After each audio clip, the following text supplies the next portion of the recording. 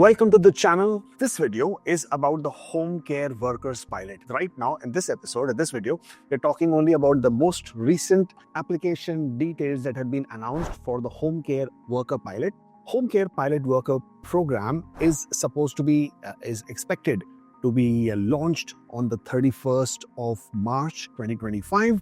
It will be launched at 10 a.m. Eastern Time. And if you are eligible, if you are ready for this program, then you must have all your documentation ready, have everything prepared.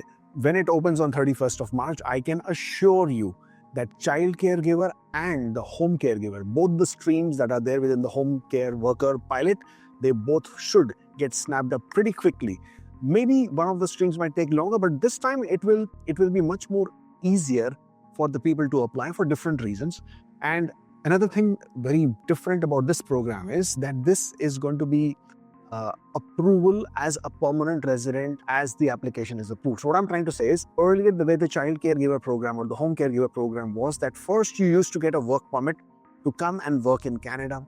Once you would have gained the required amount of work experience, first it was 1 year, then it was reduced to 6 months, then you could continue with your application for PR. Once the PR application was done, then you would basically be approved and you become a PR. In this program, the more enhanced version of this program now is that once you're approved, you are approved as a permanent resident directly. So there is no working, there is no work permit, nothing doing. The day you get approved, you are a permanent resident. That's the biggest feature of this new enhanced permanent home care worker pilot. Without further ado, let's get started with what is included in this particular program. So home care pilot worker program, you basically have two options here: learn what you need to do or basically start your application. I would recommend straight away jump on start the application, start your application. It will take you to various steps on what you need to do. First things first, it opens on 31st of March at 10 a.m. Eastern Standard Time. And it basically has two streams, right? First stream is workers who are in Canada. Second stream is applicants who are not working in Canada. So applicants who are not working in Canada, for them, this stream is closed. So no point in talking about them. This discussion is only about workers in Canada stream. The fee for this application is $1,525. You should obviously be ready to pay this fees when you submit your application. So at this point of time, this is going to be for people who are currently in Canada, workers in Canada, and there are two pilots. First one is home caregiver pilot, which is child care, and the second one is home support. You really need to know which stream you're going to be applying in. If you are eligible under the home support, where basically you are giving care to the elderly, to the disabled, to the people who are sick, then do not make the mistake of applying under the child care. Your application will get refused. Similarly, if you're a child caregiver, do not apply under the home support. Your application will get refused. So these are small things that you have to be very, very careful about. IRCC has no mercy in these matters. To be eligible for workers in Canada, you must be already living in Canada. That is the biggest requirement. You should be inside Canada. You can be, and they're saying you can be physically outside of Canada, but you need to show that you normally reside in Canada. Second, and very, very important, is that you should be authorized to work in Canada full-time in any occupation. This is the most important factor. If you are on a study permit, you will not be able to apply. If you are a visitor in Canada, you will not be able to apply. Yes, there are a few conditions. I will talk to you about that in a bit.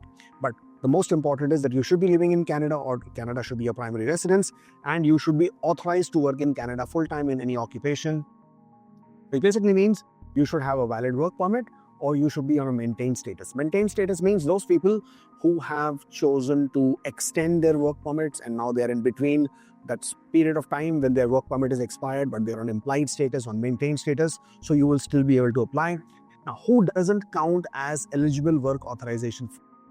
Anybody who is a business visitor, so who's come to Canada on a business and they're here for some meetings, they don't count, they will not be able to apply. And you are under the conditions of study permit. If you are currently living in Canada but no longer have authorization, then there might still be some options. Even if you are out of status, even if you are living in Canada but you have lost your status, at some point of time in your background, if you had a work permit, then you might still be eligible. So there are some other conditions applicable to people who are out of status. If you are one of those individuals, then you can obviously go back to this link and take a look at and see if you are at all eligible for this particular option. Then the next one is language requirements. The language requirements are pretty simple. You already know that by now, that the minimum requirement is level 4, CLB level 4, reading, writing, speaking, listening in English. So for that, you should already have received your English language test results. Without that, you will not be able to apply. You must have equivalent for your education. You must have an equivalent of Canadian high school diploma. By now, you should already have gotten your WES or ECA from any of the agencies which are recognized. If you have them, only then you will be able to apply. If you don't have it, it's still in the process. Get it done as soon as possible. If you don't have it ready, you will not be able to make your application. You will not be able to submit your application. Now, most importantly, what most of you are waiting for, and that is work experience or training. So, as for the requirement in this program, either you should have 6 months of recent relevant work experience, and they have finally given us the clarification, or you should have a credential or a training which is for at least 6 months, which is related to the work you will be doing. So, the two options here are HCWI for the home child care providers. Your NOC code should be 44100, or for early childhood educators and assistants 42202. Who is not eligible? If you are applying under the child care stream, you have to be a child care provider, okay, under NOC code 44100. Now, if you are under early childhood educator and assistants, NOC code 42202, experience as early childhood educator and daycare teacher or supervisor doesn't count. Only early childhood educator assistants, only they are eligible. If you're working in a daycare, you're not eligible. If you're working as an early childhood educator, you're not eligible. I know it sucks, it's really sad, it's really bad, but that's how they have chosen to go. They have chosen to give more advantage, more weight on this particular stream to the early childhood educator assistants. Okay, so if you're an ECE early childhood educator, unfortunately, you will not be eligible. Similarly, for the home support workers, NOC code 44101, home support workers, caregivers, and related occupations, nurse aide, orderlies, and patient service associates, NOC 33102, are also eligible, provided that work experience is gained in an institutional setting. For example, long-term care may be eligible. Okay, so if you've been working in an institutional setting, then even if you are 33102, then your work experience is acceptable and you would be eligible. You can have mix of occupations, but within the same pilot. So, which means that you may be having work experience between 44101 and 33102, but you cannot have work experience between 44101 and 44100. You cannot have cross work experience. And the work experience requirements, as I said, is for 6 months within the last 3 years. And this work experience could be inside Canada, could be outside Canada. It doesn't matter as long as you have that work experience. So this is the most important factor. You should match the job description and include most of the duties that is listed in the NOC code. So take a look at the NOC code. You make sure when you get your employment documents, employment letters ready, that they're matching with the NOC codes. Most of the duties should match. Just don't look at 20%, 30%, 40%. Try to match 80, 90, 100% if it's possible. The work experience should have gained within the last 3 years before you apply, to gain after applying. So for example, you say, hey, you know what, I have 3 months of experience. I've started working in January. From January to March 31st is 3 months. I will continue working, and IRCC can count that work experience also. That is not going to happen. On 31st of March, you should have already completed at least 6 months of work experience within the last 3 years. And the work experience has to be continuous, means the last 6 months that you're working, or any 6 months that you're working, the work experience cannot be with any breaks. You could not have taken any maternity leaves, any sick leaves.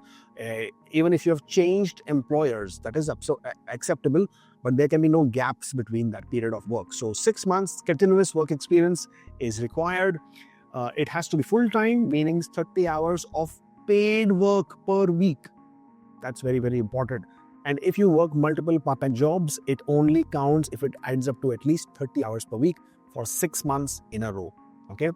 And another one is that you have been authorized while you had the residency status, while you had the temporary residency status, means it couldn't have been that you gained the work experience while you were not authorized to work. Okay. If your work experience was unauthorized, you might still be eligible, but there are certain conditions, and there's a very, very small quota. Only 140 people can apply under that specific stream. So which work experience will not be acceptable, not be counted? Work experience gained as a full-time student. So if you are in Canada studying and you thought you could count that as work experience, unfortunately that will not count. Work experience gained while you are self-employed, so you are running your own business, you are freelancing, you're providing services, will not be counted. Periods of unemployment will not be counted. Long-term sickness or parental leave will not be counted. If you have training, you must have received a credential or a relevant training of at least 6 months within or outside Canada, and this training has to be within the last 2 years. The training must be targeted towards the knock that you're looking at, either the childcare or the home support worker, right? So your training has to be directly targeting these particular knock codes. So for example, if you've done PSW, then the PSW course will count. That would be counted towards the home caregiver program here, this one, home support workers, right? So your PSW will count here. If you have been working as a nursing aide, that would also count in terms of the knock code for 33102. It has to be completed within 2 years, means your training that you have completed, which has to be for at least 6 months in duration, should be within last 2 years. It couldn't have been online training. It has to have been offered mainly as an in-person classroom training. So you could not have taken a online course, digital, virtual course, virtual training, distance learning. Unfortunately, none of those will work. And it basically means it was at the post-secondary level. It should have been full-time, meaning at least 13 hours of training per week should have been completed in this period of study. Yeah, while you were 17 years or older, that's when you should have started the program. And it should have been completed 2 years before you make the application. These are very, very important factors. Please be careful before you apply. Don't apply for the heck of it. Your money will be lost anyways. The application will be refused and you get just hold waiting. So what does not count as training? Training that was targeted towards occupations other than those listed. For example, training in the medical field. So if you're training in the medical field, that will not be counted. Okay. If you were specifically training for that occupation that has been listed over here, these 4 knock codes, only these 4 knock codes, specific training targeting these knock codes would be included. The training that was done mainly online will not be included. On-job training will not be accepted. This is, as far as your work experience is concerned, this is extremely important. If you do not have this, unfortunately, you will not be eligible. Next one is getting the job offer, right? That is again the most important requirement. How will you get a job offer? So you can basically get job offers from either a private home or a private household or from a business institution. Let's take a look at what would be required for that. You must be likely to accept the job offer and be able to perform the duties.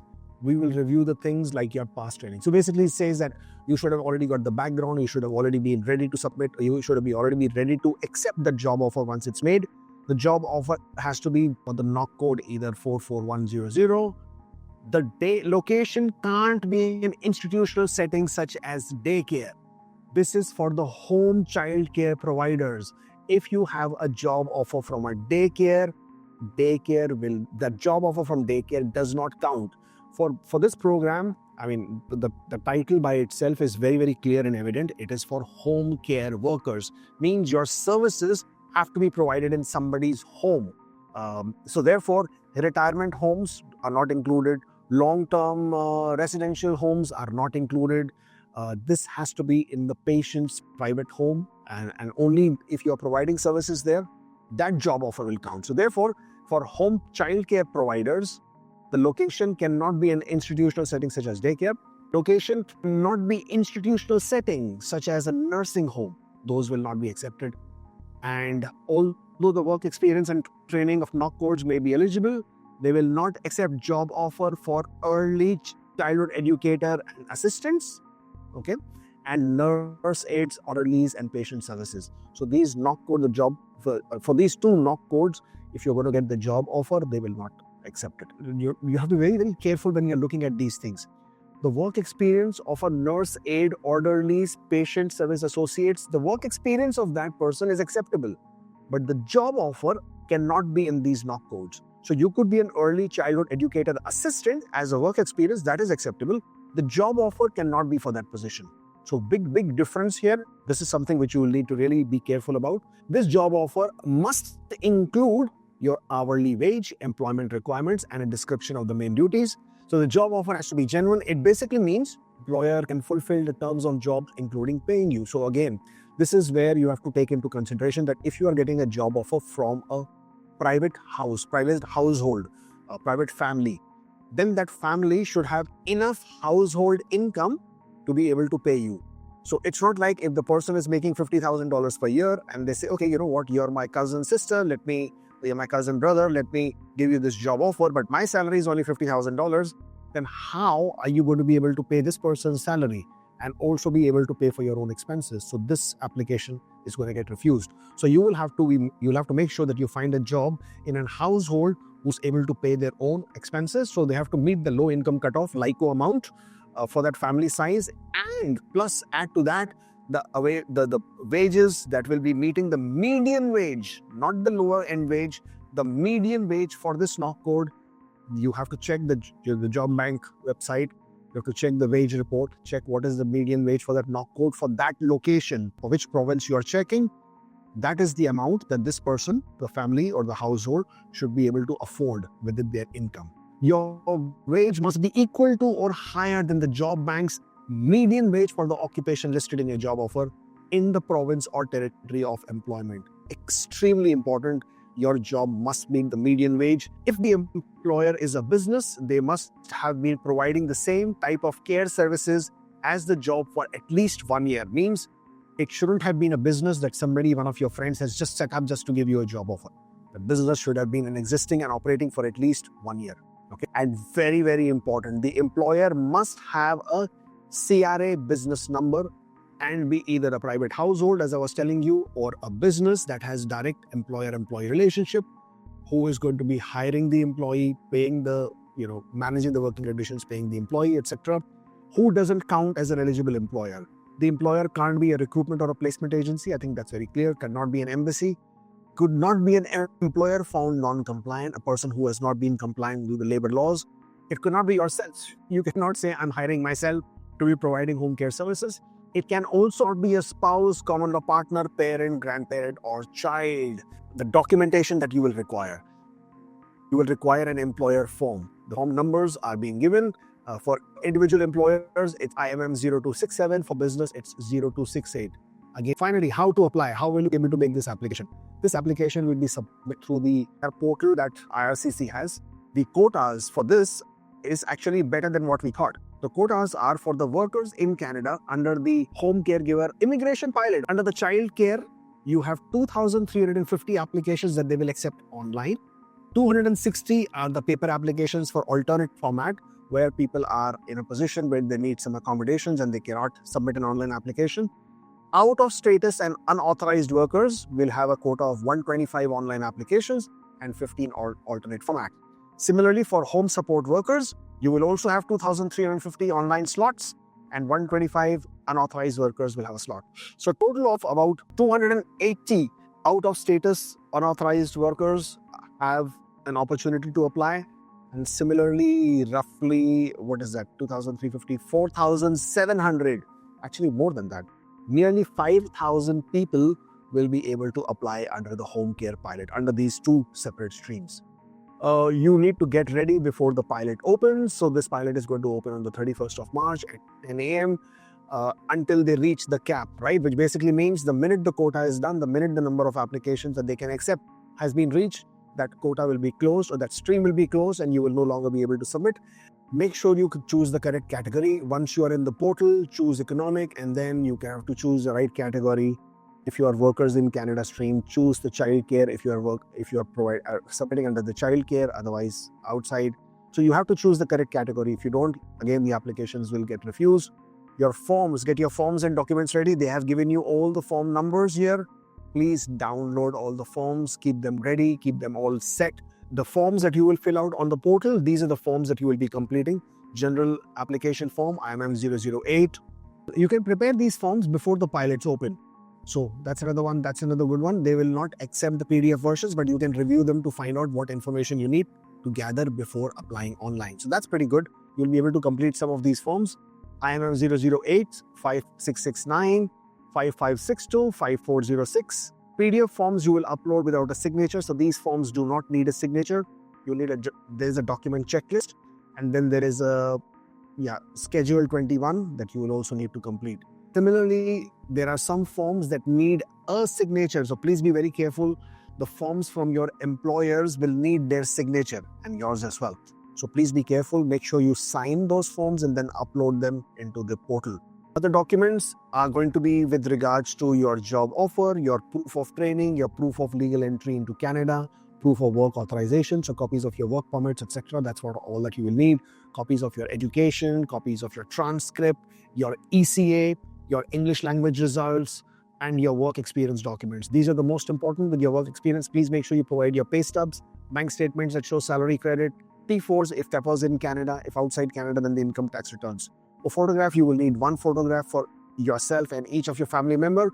And yes, of course, if you have a family, if you have a spouse, you have a common law partner, you have children, all of them can be included in this application and they will all become permanent resident once they have approved your application. Of course, all the documents have to be in English or French. If they are not, then please get it translated from an authorized translator. Provide the original document scan as well as the translated document. And if the translator is not authorized, make sure to provide an affidavit from the translator as well. Pay your application fee of $1,525. You can pay the fee before the pilots open. My recommendation is please do that. Please pay the fee in advance. Keep the receipt with you and you'll be able to upload the receipt. This is what happened in TR to PR. This is something to learn from. In TR to PR program, when it opened, the systems got jammed. You couldn't log in. You couldn't submit your fees. The systems completely crashed. So therefore, you have enough time to prepare all your application, prepare your documentation, pay the fees, keep the fee receipt ready. And when the portal opens, you will be able to upload the copy of the fee receipt. That's basically it.